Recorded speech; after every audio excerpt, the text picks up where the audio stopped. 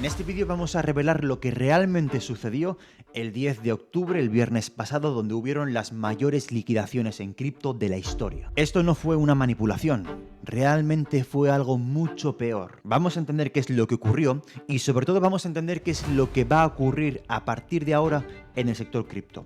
¿Estamos ante un crash inminente, el fin del ciclo? ¿O estamos ante una enorme oportunidad? He tenido una conversación con Diego Quevedo, que es un investigador monetario que se dedica a estudiar la fontanería, y ya hicimos un podcast hablando sobre cómo funcionan los market makers en general, cómo funciona cripto por detrás, y como ya comentábamos, entre otras muchas cosas, si los market makers no dan contraparte, si se corta la intermediación, entonces surgen los problemas y la volatilidad. Pero los market makers, digamos que son aquellas instituciones financieras que permiten intermediar, porque esto es importante. Siempre se suele hablar de que los precios de los mercados de acciones es oferta y demanda. No. No, los precios se fijan porque hay esa intermediación, y si no hay intermediación, no hay contraparte de market makers, cuando empiezan los problemas y la volatilidad. Y eso es lo que ha ocurrido. Cuando no hay contraparte, cuando no hay intermediación de los order books, se va todo de madre. Este sinceramente va a ser el mejor vídeo que puedas ver para saber qué es lo que ha ocurrido, entender cómo ha sucedido las cosas y qué es lo que puede pasar más adelante. Entonces la gente lo que tiene que entender es que se han quitado la contraparte de los order books, entonces claro, todo se ha vuelto muy líquido. Para eso no hace falta que pete ningún market maker, no hace falta que se manipule, es decir, no hace falta una razón en sí. Los market makers no pueden arbitrar. Si no pueden arbitrar, que es intermediar, es lo mismo que intermediar. Si no pueden intermediar, porque tiene el balance total, su capacidad de balance totalmente restringida, porque tienen mucho riesgo, han acumulado mucho riesgo en balance, dejan de intermediar. Si el mercado se encuentra que no hay market makers que intermedian, pues el mercado se queda sin liquidez, literalmente. No hay nadie que haga ese flujo de efectivo, absorbiendo activos, o en este caso criptomonedas, y a su vez intercambiando por efectivo. Siempre yo digo que los precios y los tipos de interés los fija el que está en posición dominante en efectivo o en liquidez, en esa posición dominante, porque es el que va a marcar, el que te dice, yo te presto efectivo a tanto y el valor de tus activos frente al efectivo es tanto. Entonces, claro, no hay market makers. Esto es esta historia que siempre se dice de la oferta-demanda, nunca ha sido así. Al final, los precios se fijan porque hay creadores de mercado, no por oferta y demanda. Tiene que haber un punto intermedio, porque cualquier vendedor o cualquier comprador no tiene una capacidad en su balance para poder, asumir ciertos pagos a futuro. Necesita un intermediario que haga esa función, que facilite, pues tú no tienes esa liquidez, pero yo puedo canalizar y prestarte a cambio de un tipo de interés, o un rendimiento o un señoraje, ¿vale? Básicamente es muy parecido a un señoraje que hace un banco central. Entonces, esa es la cuestión de qué ocurre cuando los precios colapsan, como hemos dicho. ¿Y por qué colapsan? Porque el mercado cripto, lo dice muy bien Zoltán Pozsar en su paper de Banca a la Sombra, no tiene backstop de liquidez, esto es decir, accesos de emergencia a un banco central. Entonces, evidentemente tienes que cumplir toda tu posición con colateral de calidad, como ocurre con un Tether. Tether tiene muchos deuda a corto plazo de Estados Unidos. ¿Por qué? Porque ya que no tiene acceso directo a la Reserva Federal o el Banco Central, que pueda actuar como market maker de último recurso, como bien dice Perry Merlin, puede prestar reservas. Tether no puede acceder a la Reserva Federal para que le preste reservas, ¿no? Es privado, digamos que es un mecanismo más privado. El sistema de bancos es semipúblico, semiprivado, y no en el sentido de semipúblico del gobierno, sino de acceso a un banco central, ¿vale? Entonces, claro, tienes que tener activos que respalden. Si tú respaldas con Bitcoin, respaldas con Ethereum, respaldas con cualquier otra criptomoneda, Bitcoin tiene más capitalización, con lo cual tiene más calidad y es más factible de que te puedan dar algo más de liquidez. Entonces, claro, te pones Ethereum, pones Solana, pones otro tipo de criptomonedas, eso no tiene un acceso directo a fuentes de liquidez jerárquicamente superiores como es un banco central. Entonces, claro, si los precios de los activos están cayendo, empiezan liquidaciones masivas, y las liquidaciones son mucho más violentas de lo que puede ser, por ejemplo, en el mercado de acciones. En el mercado de acciones tienes esos accesos a través de cámaras de compensación que consiguen, digamos, amortiguar un poco el golpe. Los propios ETF, en este caso, si te das cuenta, los ETFs actúan como buffers, amortiguadores de riesgo. ¿Por qué? Porque como son dealers, pueden absorber temporalmente dentro de ese mercado primario en el ETF, jugando con las participaciones, redimiendo participaciones con activos, y pueden absorberlos temporalmente y después ir, si han absorbido mucho, pongamos, de acciones o Bitcoin, pueden ir paulatinamente descargando poco a poco en el mercado. Y eso, cuando descargan, o tienen efectivo y financian los inventarios, sobre todo los inventarios dentro del ETF. El problema de esto, que en condiciones normales amortigua, o digamos en ventas no tan desordenadas, amortigua la volatilidad, consigo amortiguar, pero si se produce una venta desordenada, como puede, bien es cierto que no hay ETFs de todo criptomonedas, pero con que solo de Bitcoin ya nos llega, porque es el que más capitalización tiene de mercado, y eso es lo que va a empujar al resto de criptomonedas. Entonces, si se producen ventas desordenadas, porque se activan todo tipo de riesgos, primero empiezan acciones, también en divisas, etcétera, sobre todo divisas, y después se va contagiando diferentes mercados, eso es el efecto spillover, ¿vale? Por suerte y gracias a Dios el software no se disparó, con lo cual esto pudo ser un susto, básicamente. Si se hubiera disparado el software, entonces ya sería una cosa mucho más seria, estaríamos hablando de una cosa mucho más seria, pero no se disparó por el momento, gracias a Dios, con eso es lo que hemos tenido un evento de volatilidad extrema con apalancamiento extremo que provoca esta mala asignación, por esto ha sido una malísima asignación de riesgo. Intermediación, ventas desordenadas, el precio no funciona por oferta y demanda, riesgos en balance, son diferentes términos complejos, pero poco a poco vamos entendiendo el por qué suceden las cosas. Por supuesto, te recomiendo que veas el podcast entero de Diego Quevedo para entender mucho mejor esto, pero quiero hacerte algunas pinceladas para que sea ameno este vídeo y no pierdas el hilo. Intermediación. Básicamente, pues no hubo intermediación, se cortó el grifo. El order book no fue rellenado. Los market makers, por razones que ahora hablaremos, no decidieron ponerse en los order books. Y bueno, pues no hubo ese market making en los order books. Entonces no había quien sosteniese los precios. Y como había mucha volatilidad, los precios bajaban muchísimo, porque no habían órdenes para absorber esas ventas, porque los market makers no hicieron su faena, se quitaron. Pero no se quitaron por manipulación realmente, ¿no? Es cuestión de incentivo. Hay mucho riesgo y por lo tanto deciden no intermediar, deciden para no asumir más riesgos, pues no se meten. Y esto es clave para entender qué es lo que sucedió. Es importante lo que comenta del software. Ya sabéis que es el tipo de interés del repo, el tema de mercados más tradicionales. No se ha disparado, con lo cual no ha habido ninguna crisis de liquidez en el sector tradicional. Por lo tanto, podemos interpretar que de momento, esto le iremos dando seguimiento, ha sido un problema más local. No hay ningún tipo de gran problema más allá del tema cripto, solamente ha sido cripto. Los players relacionados y que operan en cripto han tenido este problema de que, bueno, pues han visto mucho riesgo porque el mercado empezó a caer. Hablaremos ahora más adelante del tema de Donald Trump, si fue el pistoletazo para crear este problema. Ahora lo vamos a tratar. El mercado empezó a caer y luego se empezó a acelerar, ¿no? Porque a medida que el mercado empieza a caer, se activan mecanismos de riesgo y cortan el grifo. Los market makers no suministran a los DEX y ocurre pues lo que ocurrió, ¿no? Que la gente se vuelve loca, el mercado se vuelve loco y todo cae. No se activa absolutamente ningún tipo de orden porque los creadores se han retirado. También es importante lo que comenta del tema de los ETFs. Tenéis que saber que los ETFs, por ejemplo de Bitcoin o Ethereum o de cualquier criptomoneda, el hecho de tener un ETF también hace de pulmón, hace de absorción.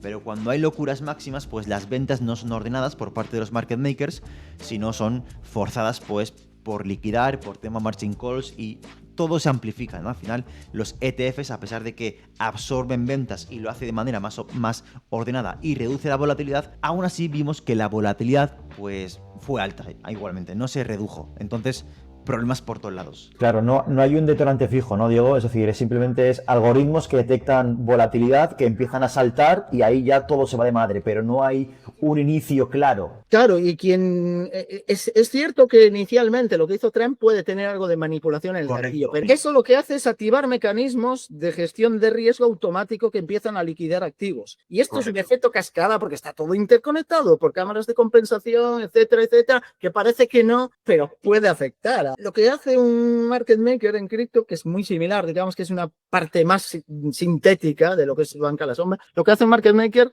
o lo que hacen es arbitrar precios en exchanges descentralizados contra centralizados, porque hay gaps de precios que ellos aprovechan para arbitrar y obtener un beneficio. El problema es que cuando eso se vuelve direccional en un sentido, hacia abajo, entonces no pueden arbitrar porque están asumiendo demasiado riesgo. Aparte, tienen que absorber ventas masivas, compulsivas. Esto, evidentemente, dice, no, es que información privilegiada. Es que esto ya se sabe que hay ciertos actores que son informados, pero no porque se lo estén soltando de qué tran iba, o podían soltárselo de qué tran, sino porque saben cómo funciona el sistema. Lo saben perfectamente. Y saben que si hay un evento que empieza a dispararse, empiezan divisas, acciones, etcétera, y esto va en efecto spillover, entonces algo que se mira cómo los spreads se van transmitiendo desde repos, fondos federales, papel comercial, eurodólar, y eso impacta todo, ese efecto de contagio en cascada. Saben que va a pasar algo grave en un mercado tan marginal como el de criptomonedas, que se puede transformar muy rápido en ilíquido. Y ese es el problema, porque no tiene backstops de liquidez de respaldo, como puede tener el repo, por ejemplo, o como puede tener un banco que puede ir a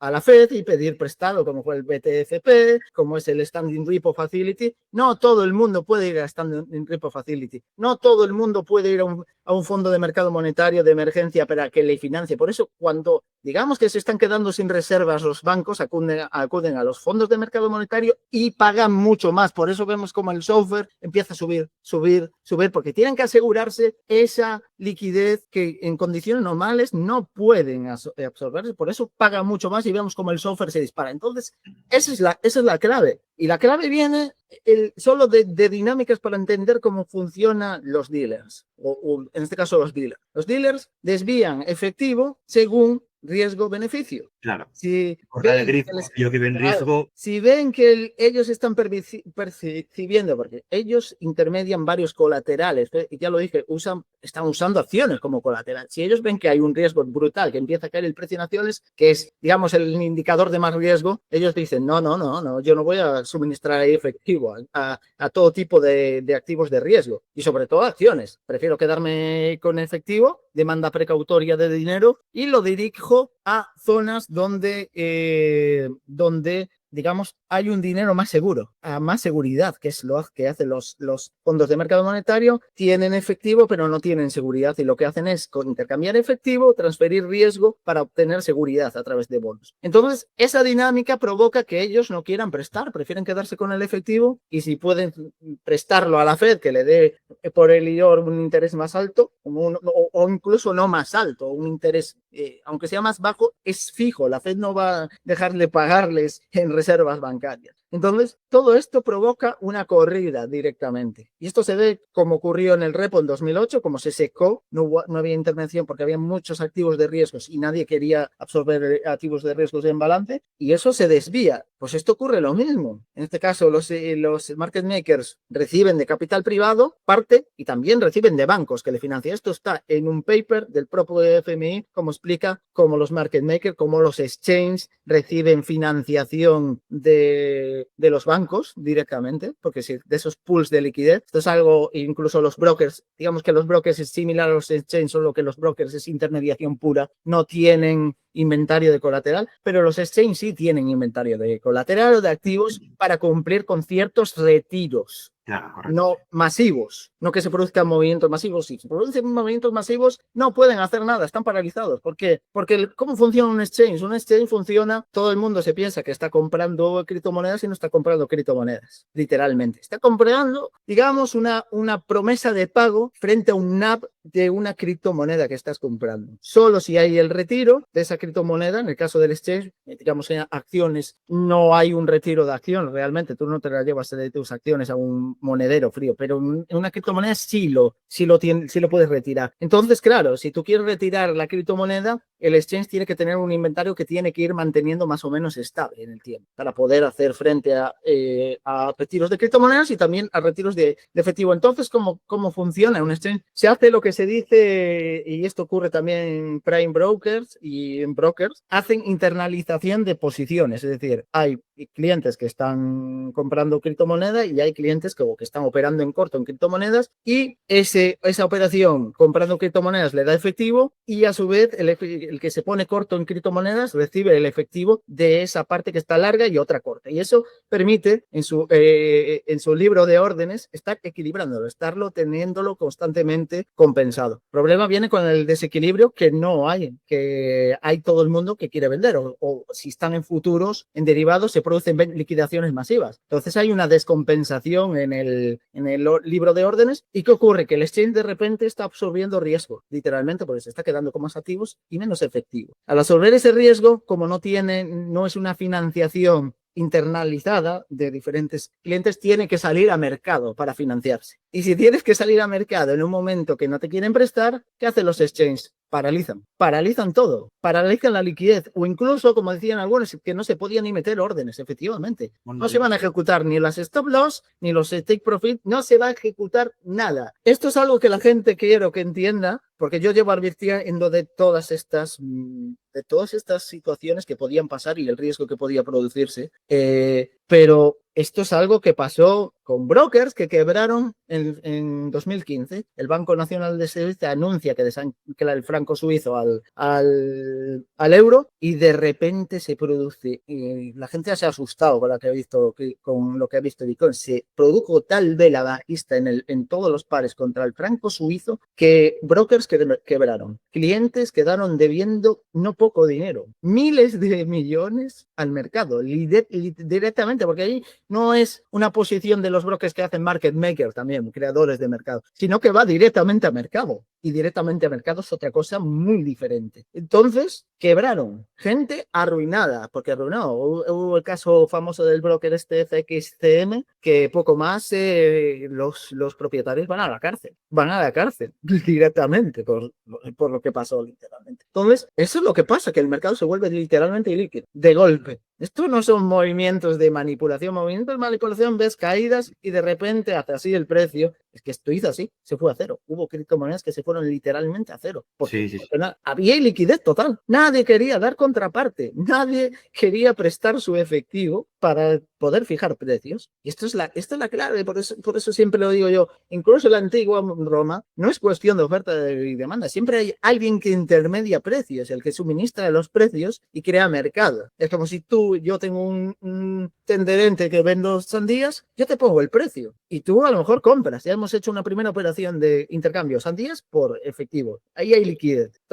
Si hay más personas que le interesa, cada vez es más grande las transacciones. Hay más movimiento, más liquidez. Y yo como vendedor de sandías, pues después es efectivo, comprar más sandías para vender más sandías. Eso es un market maker. Eso es lo que hace un market maker. Hay un proveedor de efectivo, hay un proveedor de sandías, hay un proveedor de colateral y un proveedor de efectivo. Hay un proveedor de criptomonedas y un proveedor de efectivo. Entonces, eso es cómo funciona los mecanismos de creación de precios. Si eso se corta, el que está en el medio se corta, Houston tenemos un problema, porque no se pueden fijar ni precios. Entonces vemos cómo hay ese desplome brutal que hemos visto. Y más en un mercado tan marginal en la jerarquía de liquidez como las criptomonedas. Criptomonedas es muy marginal. Depende de estructuras sintéticas, depende de crédito privado, depende de pools de liquidez, de market makers, como yo digo, off-chain, no on-chain, sino market makers off-chain, que a su vez le prestan a los exchanges a cambio de un interés, etcétera, etcétera. Y cuando todo eso colapsa, es que no es que haya manipulación, es que el mercado se ha vuelto literalmente ilíquido. Es lo que pasó en 2008. Realmente en 2008 pasó eso. Realmente que el mercado se volvió ilíquido porque el sistema, digamos, en los mercados monetarios se secaron, se fueron a cero. ¿Por qué? Porque nadie quería intermediar. Nadie quería prestar efectivo contra colateral. Porque no se fiaban unos de otros tampoco. Entonces, esto crea un efecto en cascada que después va a mercado a mercado. ¿Qué pasa? que esto ha sido un problema, no digamos estructural, porque el mercado monetario no se secó realmente. Claro, ha sido más local, ha sido más cripto, ha sido más tema de criptos. Más que de cripto, ha sido un problema de apalancamiento excesivo, de mala asignación de riesgo en balance. De agentes relacionados en cripto, el ecosistema de mucho apalancamiento y a la mínima volatilidad ha petado todo. Claro, petó, porque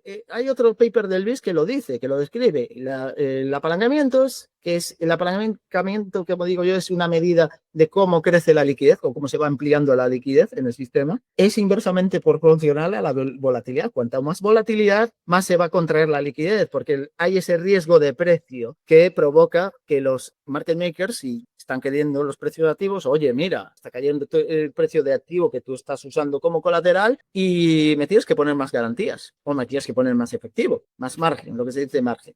Cuando se habla de margen se está hablando de colateral y creo que define muy bien el colateral, Manmohan Singh del FMI, hablando de colateral no efectivo, en efectivo, que son activos, y colateral en efectivo. Porque al final el dinero también, o el efectivo, mejor dicho, el efectivo, voy a separar dinero y efectivo. Dinero es la estructura que valida y registra transacciones y el efectivo es la propiedad de un activo que es líquido y que permite liquidar transacciones sin fricciones y en el caso digamos, del efectivo que usamos a la par. Eso es clave. Eso es muy, muy clave para mantener la estabilidad y como medio de intercambio mucho más efectivo, aunque después podemos hablar de que pierde valor. Eso es otra cuestión. Y esto es algo que la gente tiene que de empezar a diferenciar ya de activos que tú guardas a largo plazo para mantener el poder adquisitivo, de activos que se utilizan como liquidación. Un activo que es para mantener ahorro o reserva de valor no puede ser un activo de liquidación, porque un activo de liquidación por excelencia tiene que ser que provocar lo menos fricción posible y ser lo más líquido posible, es decir, que haya para todo el mundo, no puede ser escaso. Entonces, esto es lo que pasa en el sistema y lo que la gente no entiende. Se piensa que todo es manipulación, la gente se piensa que, bueno, es que pierde el dinero, pierde valor, pero es que no entiende que cada cosa tiene su función y no lo está entendiendo. Y es algo que yo he estado llevo años tratando de explicarle a la gente y se piensa que se lo digo por poder. De hecho, fíjate, escribía yo un tuit el día anterior de lo que pasó, dice que yo estaba preocupado porque veía que se estaba menospreciando demasiado el riesgo y esto no iba a traer buenas consecuencias. Y me decía la gente, pues ponte corto en Bitcoin, es que no estáis entendiendo nada, os estoy haciendo un puñetero favor porque realmente si tú estás asumiendo mucho riesgo, más de lo que tú puedes en balance, incluso apalancándote, cuando te apalancas estás asumiendo más riesgo de lo que tú puedes asumir. Y menos que es que la gente no entiende que el apalancamiento que utilizan los hedge funds en operaciones de valor relativo o Treasury Basis Trade son operaciones de corto plazo, son para abrir y cerrar constantemente, no para hacerte multimillonario a meses, porque puede venir un evento de riesgo y pierdes todo. ¿Qué ha pasado? Ha venido un evento de riesgo y lo han perdido todo la gente, porque no tienes suficiente, tú no eres un creador de efectivo, no tienes acceso a la Reserva Federal para que te rescate con tus activos y poder literalmente lo que hace un repo es, aparte de financiarte, permite que no tengas que vender tus activos y poderte financiar a corto plazo para que no haya esas liquidaciones forzosas. Si tú te apalancas, pensando en largo plazo, estás jugando a la ruleta rusa que en cualquier momento se produce un evento de volatilidad y te liquide todo y te quedes a cero y después el precio efectivamente vuelve a reanudar el movimiento que traía alcista. Vuelve a reanudarlo porque en el mercado monetario de momento no hay tensiones. Sí que está habiendo algo de tensiones, pero no hay tensiones que te indiquen, vamos a un desastre como 2008. No, de momento no hay tensiones. Sí que en el crédito privado hay más preocupaciones que sí que impacta mucho al mercado cripto. Y eso es lo que tiene que tener en cuenta la gente, entender cómo fluye y cómo se crea la liquidez, que no es, tengo tanto dinero, eso no es liquidez. No. La liquidez es intermediación directamente. Intermediación en el caso de los mercados públicos. Y en el caso del crédito privado, cuando se crea flujos de capital a través de crédito privado, se hace a través de covenants. Covenants son cláusulas que se ponen en los contratos, como pueden ser pagos en especias, adquisiciones de bienes, mucho. Ahora mismo no me acuerdo. ¿Qué hace? El crédito privado te dice, la liquidez se crea de forma contractual, es decir, te dice cómo quién la crea y cómo se hacen los flujos de pago y cómo se cierran las operaciones. Entonces, eso crea ilusión de liquidez, porque si alguna cláusula se rompe el flujo de capital. Y la gente dice, pero ¿cómo es posible que puede pasar si todo está bien? Porque no funciona así. Es que el mercado de financiero no funciona así. Puede producirse una crisis financiera por un evento de volatilidad que provoque reacciones en cadena masivas y económicamente no había ningún problema. Es que ese es el problema que no se entiende. Entonces, eso es la cuestión de lo que hemos visto. La gente, por eso lo que yo hago va al funcionamiento interno de estas cosas. La gente dice, no, es que eso no te sirve para ganar dinero. Perfecto, no te sirve para ganar dinero, pero te sirve para que no te vayas a la quiebra, literalmente, como ha ocurrido. Porque si entiendes cómo funcionan las cosas por dentro, entiendes dónde está el riesgo y entiendes que, bueno, ojo, pues a lo mejor es mejor no tener más, ser tan avaricioso y conformarme con menos, pero estoy más seguro. Yo entiendo, y es lo que yo creo, ¿no? Que evidentemente, como dices tú, pues el tema de las tensiones monetarias no hay, el software no se ha disparado, no es algo que se ha ido de madre. Entonces yo entiendo que poco a poco el mercado se volverá más líquido, los players, que alguno habrá quebrado, ¿no? Aún no información ni nada, irán entrando en los order books, poco a poco se irá estabilizando y esto hace que, bueno, que poco a poco arranque, y es lo que hablamos de la tasa de riesgo, ¿no? El mercado ha llegado a una tasa de riesgo tan bajo que ya hay una percepción y hay un incentivo de volverse a meter a intermediar poco a poco y hacer arbitraje y a poco hacer el mercado más líquido, y eso pues es positivo, ¿no? Pero siempre después de una gran hostia, básicamente. Fíjate, porque ha habido un gran descuento de precios. Eso es lo que hacen los value investing. Los value investing, que es otra parte que, aunque su función no sea ser market makers, pueden actuar como market makers y suministrar liquidez cuando hay un descuento brutal de precios en los activos. Esto, hay tal nivel de descuento que esto es la jauja. Voy a comprar aquí baratísimo y es cuando vemos que hace el precio así. Pero ojo, eso no quiere decir que tengamos al 100% que nos vamos a ir a un mercado alcista. En principio sí, pero si vamos, como no ha sido como 2008, pero si estuviéramos en un escenario como 2008, no sería así. Los rebotes que se producen sería para caer más. Evidentemente no estamos, porque el monetario está más o menos estable. Sí que hay tensiones en crédito privado y eso ha impactado mucho más en el mercado cripto que en el mercado de acciones, otro tipo de mercado. Entonces esa es la cuestión de esto, ¿no? Así que con el mensaje de Trump ha podido un gatillo manipulador, pero porque son los mecanismos de riesgos, de gestión de riesgos automáticos, algoritmos que liquidan. Si liquidan un mercado como acciones, eso va creando una reacción en cadena. Y evidentemente, un mercado tan marginal en la jerarquía de liquidez como el de criptomonedas, como digo yo, banca a la sombra sintética, pues eso va a provocar que los movimientos que a lo mejor en acciones son más... Sí que hay movimientos que son más o menos violentos, en cripto sean brutales, literalmente brutales, que el Bitcoin pega $20,000 de golpe, que algunas criptos, porque son más líquidas, el Bitcoin aguanta más porque es más líquido, tiene más capitalización, pero criptomonedas que son totalmente con capitalización que no tienen nada que ver con Bitcoin, se vayan a cero, literalmente. ¿Por qué no? Porque son más ilíquidas. Y hay una jerarquía incluso de activos líquidos dentro de criptomonedas, bonos, acciones, derivados, propias divisas. No es lo mismo el dólar que la lira turca. Los movimientos de la lira turca son brutales contra el dólar en volatilidad. Sin embargo, contra el euro no son tan volátiles. Pero cuando se producen eventos de picos de volatilidad en el euro dólar, no en el sistema, sino en el par, ves como otras divisas, movimientos brutales de volatilidad. Porque hay una jerarquía también de activos líquidos. Y cuanto menos ilíquidos, es decir, menos capitalización tenga ese activo,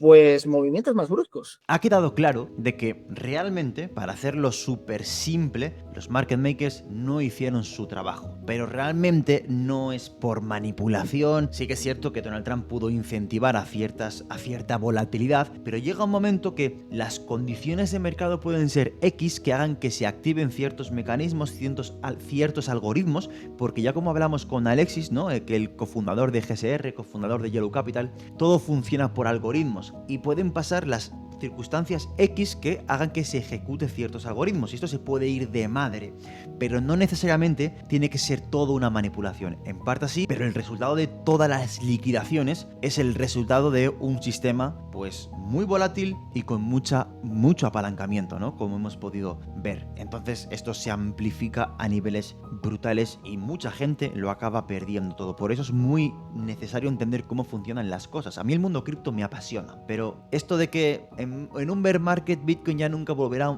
a caer un 50%, bueno, mucho cuidado, ¿no? Yo soy de los que piensan que esto sí que ocurrirá y ocurrirá de vez en cuando. De hecho, eso también lo hablaba creo que con Diego fuera de cámaras, ¿no?